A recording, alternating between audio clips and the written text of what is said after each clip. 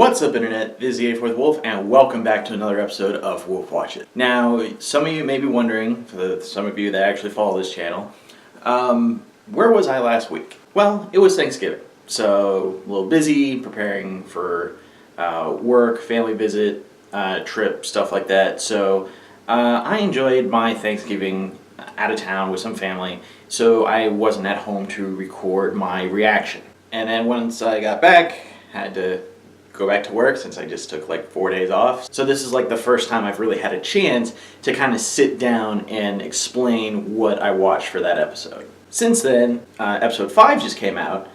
At this time of recording, it was about a week ago. And it was about as long as chapter 5, and both episodes themselves, they were about 12 minutes long each, but it seemed very short in comparison. So the last two episodes, not much has happened. They've been sort of getting over what has been said. Everyone's just in a really bad mood. There's a little bit with Salem and stuff like that, but overall, like, not much plot-wise has happened. But I'm hoping in the next episode, based on what I'm explaining here, it's going to take a turn. So I thought, since 4 and 5 would be very short reviews by comparison, why don't we just combine the two and release it a week later. So, in this case, I'm going to go ahead and review chapters 4 and 5 at the same time while episode 6 is airing tomorrow. So, let's go ahead and jump right in. So chapter 4 starts off with Jin concluding the story of Salem and Ozpin. And basically we just see the first initial reaction. So in my last video, I thought that they would be a little bit more understanding, but then again, I'm not them in that situation, and they're kind of just reacting to the ending part. Like, we don't hear them tell this or talk about the story itself. They're just kind of fixated on this part where Oz had asked his questions, how do I stop Salem? And Jin literally says, you can't. So I guess I couldn't explain how that's in the forefront of their minds, but I had hoped in chapter 5 they go into it, but they don't, and I'll get into that a little bit later, but I had hoped that more thought had been put in. But again, this is kind of like, they just heard it, they're in this situation, they apparently hear that, Salem can't be killed, and they are understandably furious with that. Now, going back over the episode again, seeing it over and over, and seeing people's theories online and stuff like that, we're trying to poke holes in Jin's answer, because Jin says you can't defeat Salem, but there's nothing about, can somebody else defeat Salem? Does Salem have some kind of weakness? So anything to that, it's just one question, how do I stop Salem? And Jin just says, you can't. She doesn't specify, no one can. And this is sort of like calling back to the days that Din are notoriously tricksters. And while I don't really understand why Jin would try to trick them in this way, especially that like the relic was designed to stay behind and help humanity, but if this is just another lesson for humanity to learn, you can't stop Salem, but if you get people to help you, you can. Something along those lines. I guess that I can understand it, but at the moment, just taking at face value, the RWBY, Crow, Oscar just say, you have no plan. There's no way to defeat Salem. What are you doing? What have you been doing for hundreds of years? And Ozpin just admits he's had nothing. And I think, again, that was kind of a misspoken thing, because he has been hiding the relics. He's been hiding the maidens.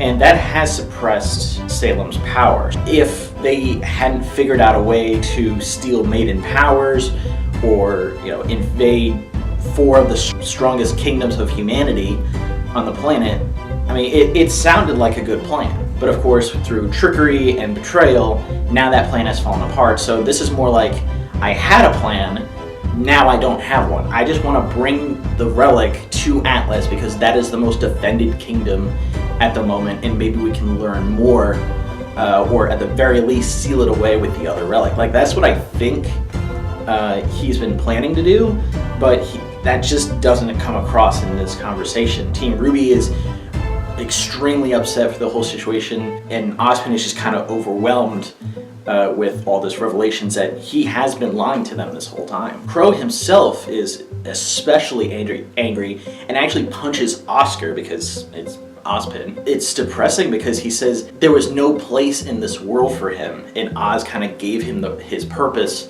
to exist, for someone to depend on him, and thinking that he did something for good. He curses Ozpin and basically says that he was the worst luck he's ever had in his life. But I think there was something a little bit more to it. Like, I mean, I have no evidence of this, but I would like to think that Oz like took this position out of penance or maybe guilt over like Summer Rose's death or something along those lines, because she's a Silver Eye warrior. Apparently Team Stark was all involved with Ozpin's plan, at least at first. So, you know, maybe something happened to Summer that Crow feels responsible for. So Oz actually agrees with Crow. This could have been the worst thing that ever happened to you, and essentially locks himself away inside Oscar's head. Like, Oscar can't talk to him. He's not talking to Oscar. It's like a little nub in the back of your head. He's sealed himself away. Now, whether or not he's aware of things that are going on is kind of up for debate. He's, for now, locked himself away. So, of course, the group kind of like panics, you know, what do we do? What can we do? And they're mad at Ozpin because he's essentially run away. Everyone's just really upset. And believe it or not, it's actually Maria, or Maz, as I like to call her, who basically says, you know, enough is enough. You are, you know, you have so much negativity. The Grimm would be on us in minutes if we keep this up. We need to get out with, like, all these revelations are shocking. I can't believe this is humanity's second attempt at life, but we need to focus on the here and now and get out of this, get out of being stranded. They find a path to walk down, so they all, you know, gather up their things, and it's very muted, it's very quiet, and they start going down the path with Oscar being probably one of the most depressed, basically saying, I'm not worth anything. I'm just one of his many lives that had been on this fruitless adventure. And RWBY tries to say, no, you are your own person. But Crow is like, he is just like pissed, and he just says, don't lie to him, RWBY. And that was like especially cruel, in my opinion, for Crow. I mean, yeah, he's mad at Ozpin, but like, that was a shot at Oscar for no reason. But I think this is kind of like falls into this whole thing about people are now resenting Oscar because he is now the representation of Ozpin. He's not his own person anymore, and I think this little interaction kind of reflects that. So now, while they're on their way down the path, we actually get to see Salem's hideout once Hazel, Emerald, and Mercury return for the first time. Once they land, they're actually greeted by Tyrion, who has not got a replacement tail yet, but he's got this metal thing at the end of his tail that looks like that something could attach to it. It sort of looks like Yang's little metal brace from before she had her metal arm. I mean, I want to see if like there's a variety of tools that he could use. So he kind of like pokes fun at Emerald because he knows that something bad has happened, but he doesn't quite know exactly what. He just knows that they failed, and Cinder is not there. So he kind of like teases Emerald. It's like, oh, you know, where's Cinder? Did everyone have a good time and stuff like that? And of course, Emerald is really pissed at him, but Tyrion just gets inside her head by one, being really creepy, and two, just saying like, hey, you know, first you failed, and second, Cinder isn't around anymore to protect you. And that really gets under Emerald's skin. And actually, Mercury stands up for Emerald, which is kind of interesting because I didn't see him seeing anyone as a comrade, really. He was just kind of doing his own thing. It's a very minor thing, but I like the fact that he's actually doing stuff. He's not the guy that just, you know, ignores everybody. So now they get into Salem's hideout, and Salem just asks, you know, what happened? How did you fail? And Hazel tries to make an excuse, but Salem just freaking throws the table, almost freaking nailing Tyrion. Who is responsible? Don't give me any excuses like this. Hazel actually still tries to deflect blame from Cinder and places it on himself since he was responsible, but Salem is hearing none of that and reaches her arm, and these arm, like it's almost like a miniature portal appears under Hazel, and these grim arms come up and hold him in place. It's just like covering up his face and shoulders and everything. And it looks like something similar to the monster that we see in the intro with the many arms coming out of the cave. So Salem apparently already knows the whole story. She forces Emerald to say who was responsible, and she, out of fear, and I mean, it's the truth, it was Cinder's fault. She diverted from the plan, tried to change it up, tried to kill Ruby. You know, I mean, she went down into the vault, but she was fully expecting to survive, take the relic, and then probably kill everyone else that was there. But not only did Salem know all of this, she also knows that Cinder is still alive, and she reveals that. Which, I have a theory of why she knows, but I kind of wish that Cinder was still kind of like underground, like basically, you know, either try to take over the information network, which would have been really cool, or just, you know, just we get to see them at a later date, either if she succeeds or fails. But Salem is perfectly fine letting Cinder on her own because she knows she failed and she won't be back until she can redeem herself, apparently, which kind of goes with her lesson to Cinder back in, I think it was volume 4, where she's like, you don't throw away something that you don't need, that failed you when they can still potentially be useful, which is, again, something that we learned earlier in this volume with the information broker. It's like, yeah, you could kill the spies, or you could have the spies work for you. So Salem kind of, you know, she lets Hazel go, and then just kind of explains, okay, well, we need to do this. She's basically trying to go over what their next phase would be. And based on her words, we learned that the sword is in Vacuo Shade Academy. So we have the Relic of Knowledge that was under Haven Academy. Now we have the sword that's under Shade Academy. We don't know what's in Veil Academy or the Atlas Academy. But I think what's left is a crown and a staff. So the crown, I would hypothesize that that's in Atlas because of Weiss, and she's kind of like, you know, Cinderella, royalty kind of thing. Or not Cinderella, Snow White. I think it's Snow White. But anyway, just the whole like royal motif thing is sort of Weiss's thing. So I would assume that it's in Atlas. And maybe the spear is in Veil. And let's see. I would hypothesize that the crown has to deal with the Relic of Choice or Free Will or whatever it was called, and the spear is creation. That's what I think it is. So while Salem is explaining all this, Hazel says, I have one more thing to report, and Salem is like, okay, how else did you screw me over? And actually like pre-prepares the portal with the grim arms to probably kill him if he gives her, you know, too much bad news. That's his fault. However, Hazel says Ozpin has reincarnated. He's alive, and he's with Team RWBY. And there's just silence for a few seconds. Tyrion and Dr. Watts kind of talk to each other. It's like, oh, he's reincarnated already. He's with them. Where are they going? But while this whole thing is happening, the glass on the walls just starts cracking. And they look over at Salem, and she is just spewing this. It's just an aura of darkness, and it's just cracking the windows. And even she is like, everyone, get out of this room right now.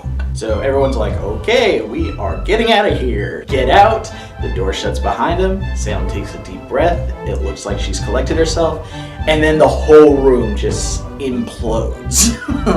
So she is a little ticked off. So now we reach the end of the episode where it jumps back to Team RWBY, and they've come across this farmland. It seems like it's almost like a miniature village, but I think it's all one family, it's all one town, and there's just several buildings. Maybe it was a very successful farm or just a highly, you know, a big family. And it's called the Brunswick Farms. So they go through the gate, and before they make it to the house, the episode ends, which was a little disappointing. Like I said before, like these two episodes that I'm explaining, they could probably be pushed into one episode and be a little bit more entertaining, but that's just my opinion. So now, Brunswick Farms. There's been a lot of speculation of what the name could be based on or entail, like some kind of fairy tale or mythos or something along those lines. And based of what I have been able to find through, you know, internet searches and other people talking about it, it could be down to I like two theories for it. The first one is based on a German name. Please excuse me if I butcher this. Braunschweig. Braunschweig. You know what? I'll put it here. But it's a German word, and there's two different meanings for it: either hush or just kind of like be quiet.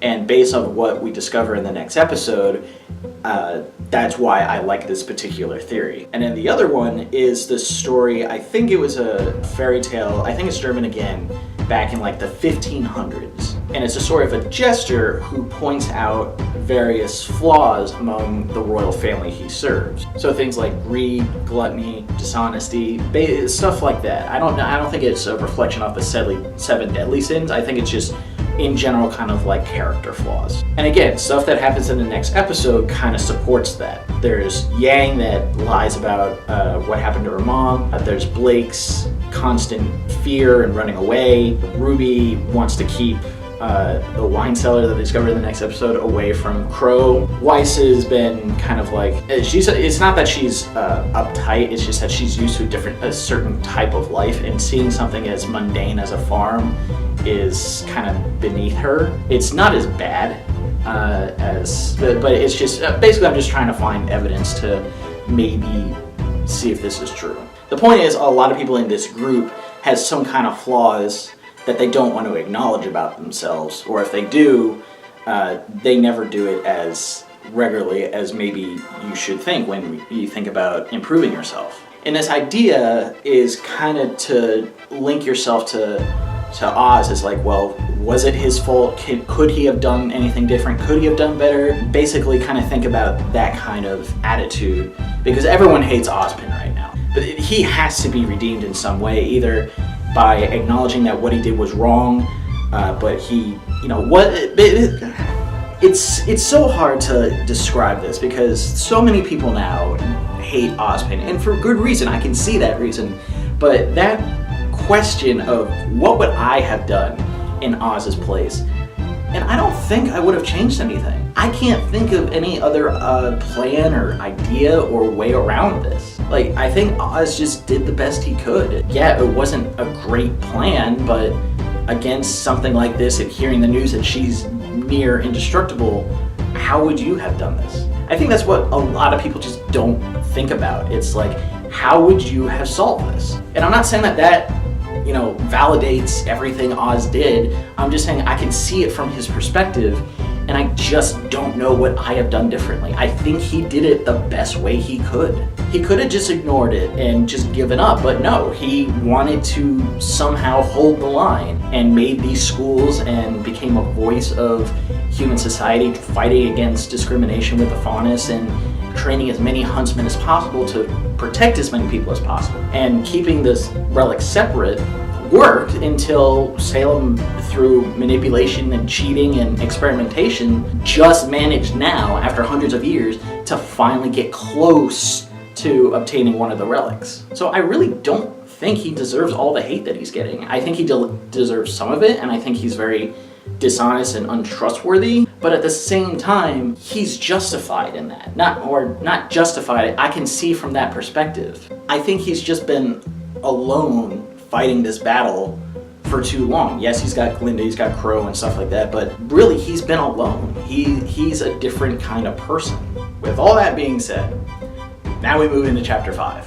Chapter 5, most of it is taken up by a fight scene, which is pretty well done, if a little short, but it reveals something that I've always suspected, and I was very happy to see it appear again.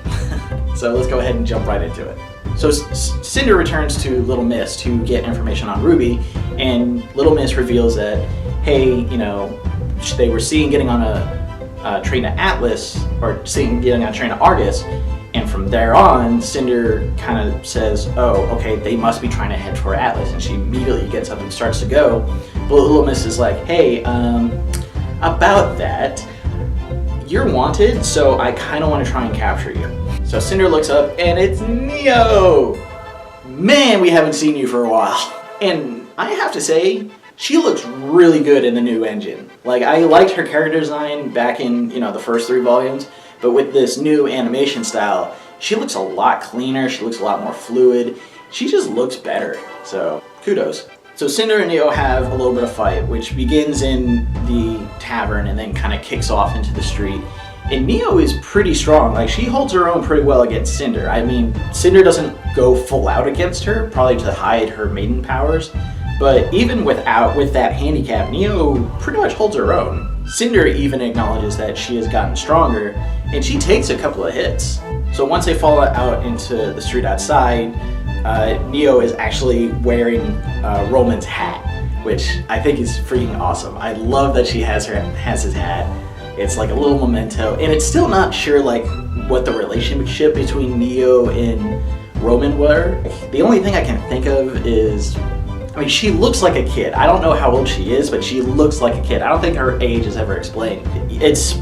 I'm thinking orphan that was picked up by Roman or something along those lines. But obviously she is very upset and blames Cinder for what happened to him. So Cinder kind of like reaches out a hand and say, hey, you hate RWBY, I hate RWBY. We should team up and fight together. And at first Neo doesn't want anything to do with it. And then Cinder just kind of like finally shows off her maiden powers and says, look, I could beat you, but I need you to help me take out RWBY. Yeah, she just floats out and say, all right, let's talk. And Neo, of course, points to her mouth and was just like, and Cinder's like, oh, right.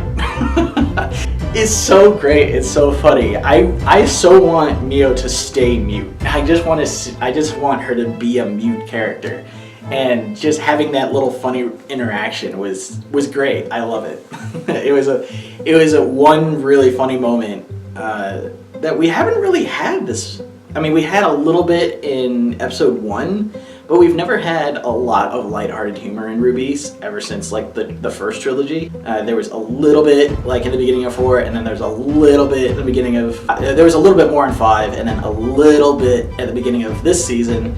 But it was just like one of those funny continuity things that I personally enjoyed. So now we go back to RWBY's group, and they enter the house. No one's answering, so they decide to search the place. RWBY herself finds a photo of the owners of the place, and it's a group of 14 people. It looks like it's either one big family or just like 1 or 2 families and some loners and stuff like that. And I didn't see any of them stick out too much. They all looked fairly generic, in my opinion, except for the rifleman at the end. Now, whether or not he actually comes into play later on or not, I'm not sure. So while she's looking at the picture, Weiss and Yang are upstairs, and you hear Weiss scream. And she had opened the door to a bedroom, and 2 of the family members that were in the bed together have died. And it looks like they've been dead for quite a while. They're on the early signs of decay. So then it kind of jumps a little bit further, and Crow comes in from the outside, and he reports that he checked all the other houses, and it's the same. It's like everyone crawled into their beds and just all died at the same time. Now, he doesn't say how many there are, he just says that they're all like that, so I don't know if that means that the entire family, all 14 members are dead or not, but this kind of, I think, goes back to what one of the theories, the name of the place, like Hush or Be Quiet, because they all became quiet. They all died at once. So it's definitely creepy. It's more of a mystery than anything else, which we haven't seen in RWBY. It's a new direction. I don't know how long they're going to play that up because of what happens later, but we'll just have to see. So while everyone kind of is like, okay, well, we want to leave, but a big storm is blowing in, so they have to stay the night in the building with dead bodies. It's almost like a typical ghost story. I don't know why I like the idea of a ghost story so much. I think it's just one of those things, it's like the unknown, it's like a boogeyman, and just the fact that all of them died at once, it's like, how did that happen? Is it magic? Is it a new type of grim? Is it something else completely? So it's definitely unnerving. So the gang splits up to see if they can scavenge supplies and see what they can find before the storm kind of hems them in.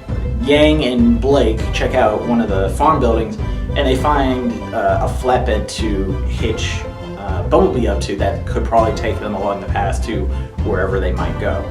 During this, Yang actually sees Adam for a second, and then kind of blinks, and there's a tree that apparently took the form of Adam for a split second in her head. Blake is pretty concerned that Yang saw Adam because she's had the same thing.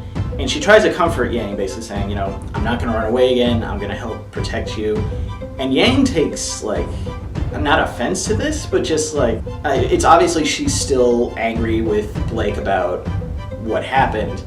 And maybe even the whole I'll protect you thing, like, really grates on her because she never needed to be protected before. And ever since she lost her arm, now people think she needs to be protected. So she's a little bitter about that. In the meantime, Ruby and Weiss make it to the wine cellar. Ruby asks Weiss not to tell Crow about it. And they find some food to bring up. But the interesting thing is down there they see kind of like this sub-basement hatch, and it's been chained up. And they don't question it, they just kind of like take the food and move on. But why would you chain a door to the sub-basement? To keep it secure, of course. Why would you keep it secure inside your own house? Because there's something living down there. And sure enough, as soon as Weiss and Ruby leave, the door kind of cracks open a bit and then closes. Now, I don't know if there's actually a creature down there, or if it's one or more members of the family that maybe were forced down there when this thing happened, or something similar, and were locked away for their own protection.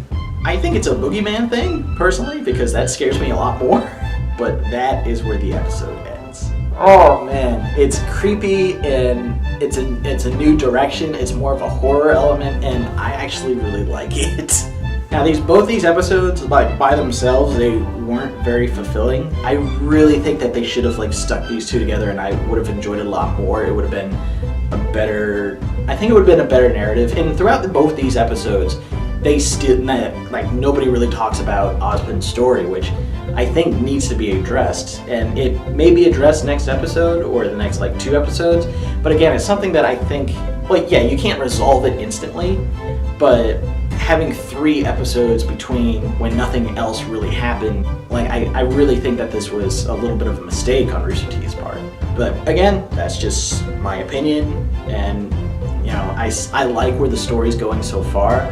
I just hope that it's not just another Volume 4 repeat of them traveling to Atlas this whole volume. I'm actually one of the few people that would give Volume 4 a pass, because there was a lot of stuff in it I liked.